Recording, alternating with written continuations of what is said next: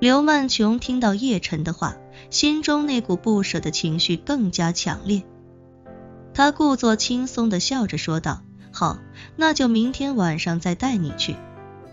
说完之后，他忽然发现自己跟叶晨好像没了话题。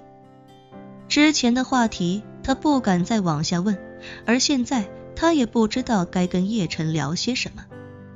其实他想问叶晨的还有很多，比如问他是内地哪里人，28岁有没有结婚，亦或者有没有正在拍拖的女朋友，亦或者问他愿不愿意在港岛多待上一些日子，因为自己还有很多从来没跟其他人分享过的地方，想要带着叶晨一起去走一走，看一看，尝一尝。可是这些问题没有一个是他敢问出口的。他首先是不敢问，其次也是不敢听到叶晨的回答。于是车里忽然间陷入沉寂。港岛多雨，车开到半路，天空中便开始飘落雨点。原本还在用余光偷看叶晨的刘曼琼，整个人看着车窗上的雨点，有些失神。叶晨看着车，不时用余光看他一眼，见他失神的模样，便下意识问了一句，在想什么？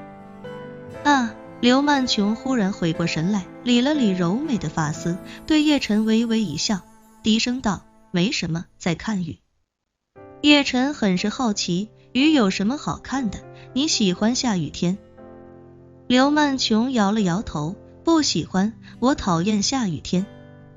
叶晨笑道，港岛多雨，对你这个讨厌下雨的人来说，好像是不太友好。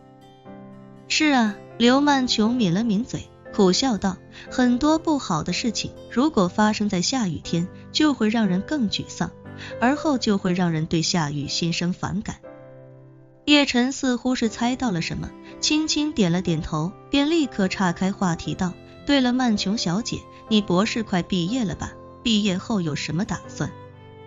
刘曼琼被叶晨忽然跳跃的话题闪了一下，怔了怔之后，便意识到叶晨岔开话题，肯定是不想让自己想起伤心的事情，于是便笑着说道，我今年夏天就毕业了，毕业之后打算按照之前的原定计划去一趟非洲，把一直在做的慈善进一步落实下去，然后再回来找一份和我专业相关的工作，一边工作一边继续做些力所能及的慈善事业。叶晨好奇地问道，为什么还要找工作？去你爸的公司岂不是更好？你是家里的长女，将来他的企业大概率是要交给你继承的。刘曼琼摇了摇头，笑道，我对他那套不太感兴趣，而且我大学到硕博一直读中文，对金融经济方面一窍不通，根本就做不来这方面的工作。说着，刘曼琼有些自嘲地调侃道，再说你看我哪是一个适合做生意的人，小吃街到现在每个月还有20万港币的亏空需要靠我老爸填补，如果他真把企业给我继承的话，我怕用不了多长时间就把他的家产败光了。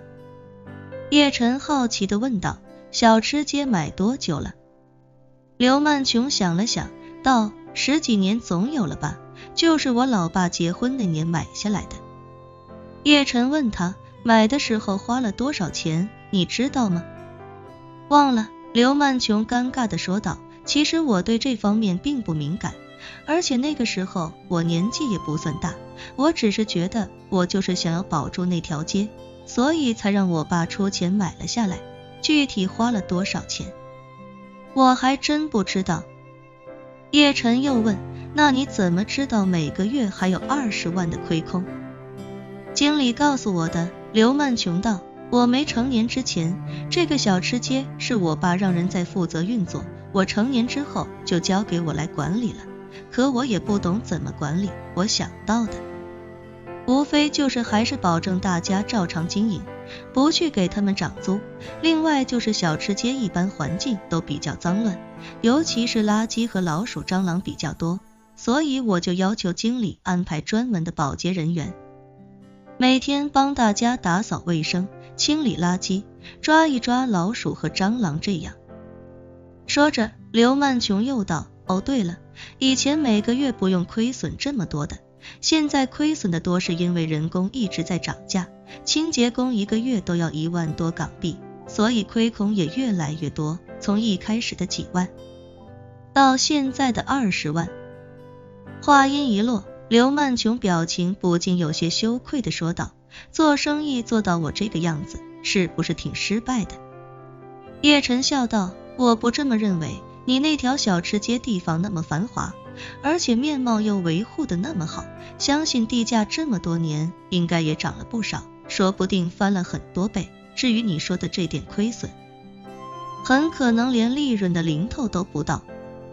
是吗？刘曼琼忽然回过神来，一下子有些懊恼地说道，你说的对，我这么多年怎么就没往这方面想过？这么多年我想的就是，好在我老爸生意越做越大，不在乎小吃街每月亏损这么多，但一直没考虑过整条小吃街地价增值的问题。说完，他不禁笑着摇头道，我对做生意真的是缺乏敏感，属于天赋匮乏那一挂的。叶晨问他，你妹妹呢？她在这方面有天赋吗？有。刘曼琼点点头，笑着说道，我妹很厉害，在英国读金融，她最大的梦想就是接老爸的班，所以在这方面非常努力。叶晨微微一笑，认真道，如果你不喜欢做生意，确实可以选择你自己喜欢的事业。说着，叶晨问他，你最想做的工作是什么？刘曼琼认真道，中文系其实就业面比较窄，在港岛的话，最常见的就业方向和内地差不多，都是考公务员。除此之外，媒体和学校也是2个比较常见的就业方向。如果读到博士，那么去一流大学做老师，其实是一个很好的发展方向，我自己也倾向这方面。叶晨惊讶地问道，你想做老师？对啊，刘曼琼点了点头，非常郑重地说道，教书育人，在我心目中是一件很神圣的事情。如果我将来能成为一名大学老师，我就心满意足了。叶晨笑着问他，听说你在港大读博，将来想留在港大任教？刘曼琼沉默片刻，轻轻摇了摇头，开口道，毕竟港岛太小了，总是待在这里，会有些坐井观天的感觉。